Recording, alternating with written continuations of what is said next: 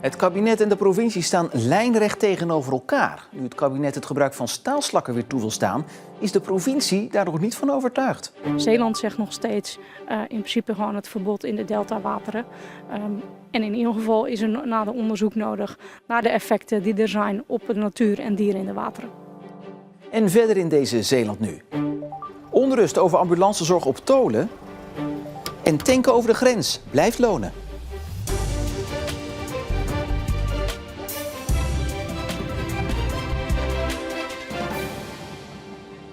Goedenavond. Zeeuwse overheden zouden het gebruik van staalslakken weer toe moeten staan. Maar er zijn zorgen over de gevolgen van het gebruik voor de natuur en de gezondheid. Daarom werd er vorig jaar nog een tijdelijk verbod ingesteld door het kabinet tot deze zomer. Maar uit nieuwe informatie van onderzoeksplatform Investico blijkt nu dat het kabinet wil dat de staalslakken weer gebruikt gaan worden en dat gemeenten en provincies dat niet mogen verbieden, ondanks de grote zorgen in Zeeland.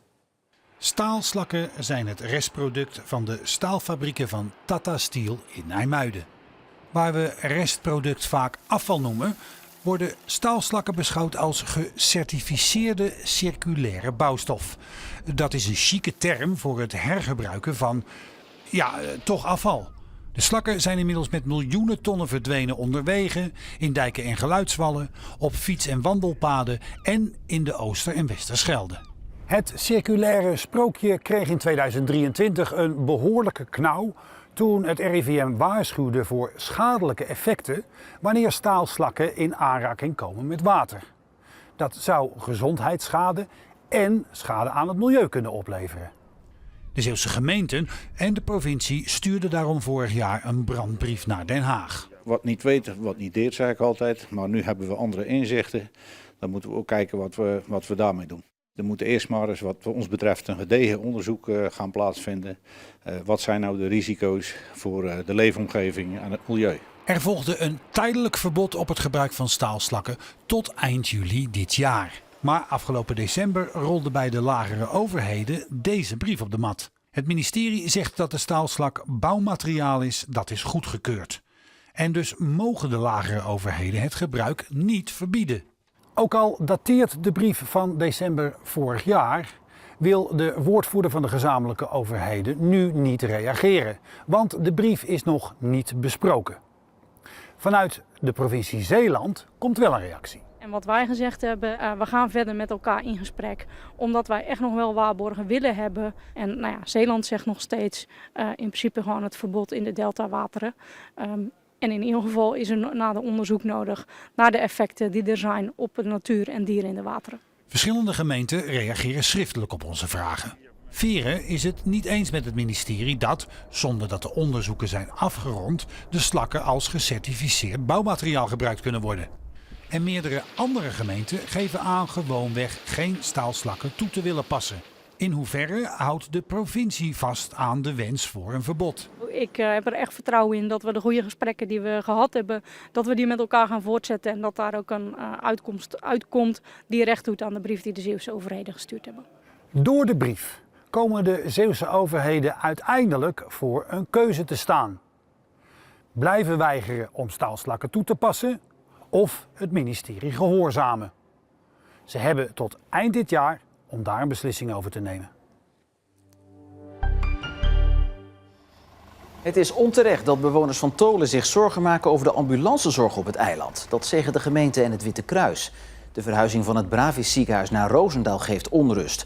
Is de ambulance er dan nog wel op tijd, is de vraag. Ja, zegt ambulanceorganisatie het Witte Kruis. Want waar vroeger met slaapdiensten werd gewerkt, is er tegenwoordig permanente zorg vanuit de post in Poortvliet. Valt er een melding, dan kan de bemanning gelijk uitrukken. En dat scheelt net weer even die belangrijke minuten, eventueel seconden, die in het voordeel van de patiënt werken. Volgens de gemeente wordt het steeds belangrijker voor Tholen dat de ambulancezorg goed op orde is. Maar we zien de afgelopen jaren dat onze gemeente fors groeit. Dat betekent natuurlijk ook dat er meer dingen kunnen gebeuren. En ten tweede zien we dat het toerisme op Tholen natuurlijk ook gewoon echt fors groeit. We zitten op ruim 400.000 overnachtingen. Dat is weliswaar seizoensgebonden. Maar ook bij de toeristen kan er natuurlijk wel eens wat gebeuren. En met de 2 ambulances bij de post in Poortvliet is ook dat op te vangen volgens de gemeente en het Witte Kruis.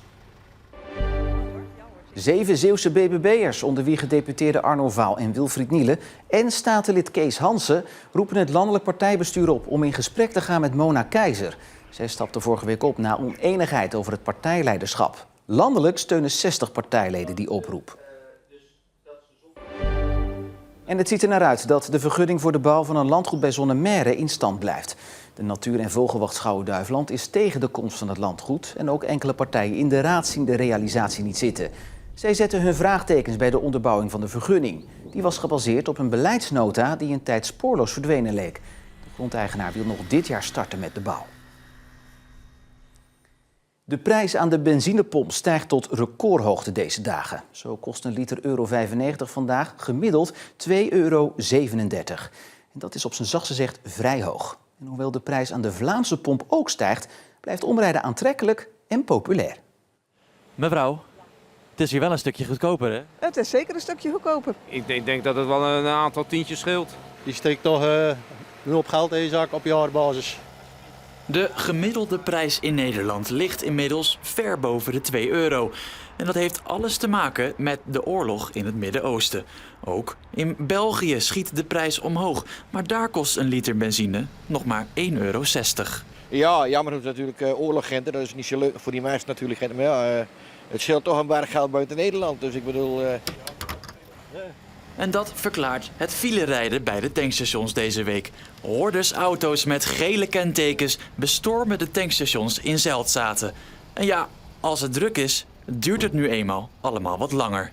Dat zijn dan toch de Nederlanders die een beetje gelopen toeteren en zo? Ja, toch wel, ja, inderdaad. Van het gaat niet vooruit, maar we kunnen alleen maar ons best doen uiteindelijk. Hè? Ja.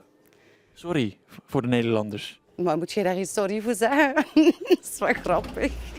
Wat dat betreft wordt morgen een lange dag, want dan wordt nog meer drukte verwacht vanwege het weekend. Ja, gevraagd. Klederdracht van kinderen. Die oproep doet het Historisch Museum de Bevelanden in Goes. Het museum heeft een collectie streekdracht, maar dat bevat vooral de mooie zondagse kleding van volwassenen. Kinderkleding heeft het maar heel weinig. Nou, hier zitten de tabbertjes in en schortjes. Een paar dozen meer heeft Historisch Museum de Bevelanden niet aan oude kinderkleding.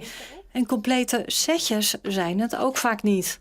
Wat we bijvoorbeeld helemaal niet hebben, hieronder hoort nog een ander jurkje, een soort zwart onderjurkje. En daar hebben we er geen één van, gewoon helemaal niet. Dus dat is ontzettend jammer natuurlijk. De jurkjes werden door zowel jongetjes als meisjes gedragen tot een jaar of 4. Daarna kregen zij dezelfde kleding als hun moeder of vader. De jongens een klein mannenpak en de meisjes vrouwenkleding in een kleiner formaat. Maar ook daarvan heeft het museum maar een paar kledingstukken in de collectie. Hemdrokje, daar hebben we er een paar van. En dan hebben we nog een paar kinderkeusjes, rokjes. Maar ja, we hebben het echt over enkele stuks. Dat is bijzonder weinig. Wat zouden jullie het liefst nog willen hebben in de collectie? Nou ja, van de kinderdracht zou ik eigenlijk zeggen gewoon alles. We hebben maar 3 setjes voor kinderen. Het is er eentje in het museum en we hebben er hier 2. Het is echt zeldzaam, dat hebben we ontzettend weinig. Ja, de kinderkleding is wel echt een zeldzaamheid. Hoe komt dat? Ja, ik denk omdat het gewoon versleten was. Het werd natuurlijk doorgegeven, grote gezinnen. Het begon bij de oudste en het werd steeds doorgegeven. En op een duur was het gewoon op. En versleten en ik weet niet, dan werden er misschien wel poetsdoeken van gemaakt of iets dergelijks, geen idee. Maar dat is natuurlijk wat er vaak gebeurt.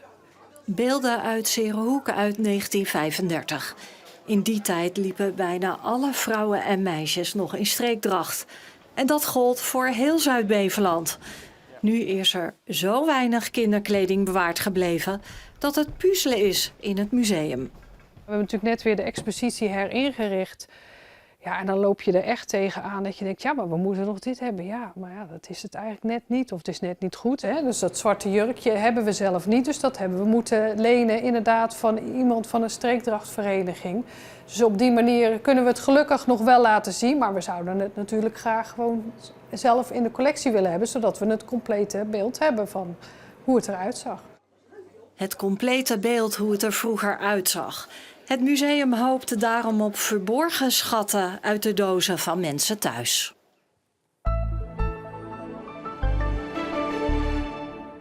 De zon die scheen vandaag uitbundig, alleen hebben we er niet zo heel veel van gezien. Want door Sahara-stof bleef van de zon slechts een flets lichtgevend bolletje over. Het werd ondanks dat wel 18 graden. Morgen start mogelijk mistig, maar verder is het weer uitbundig zonnig. Maar met 12 graden wel wat koeler dan vandaag. En na het weekend is er weer kans op regen. Ja, daarmee zijn we aan het einde gekomen van deze Zeelandduur van vandaag. Volg ons online voor het laatste Zeeuwse nieuws. Dat kan natuurlijk via de app of onze site.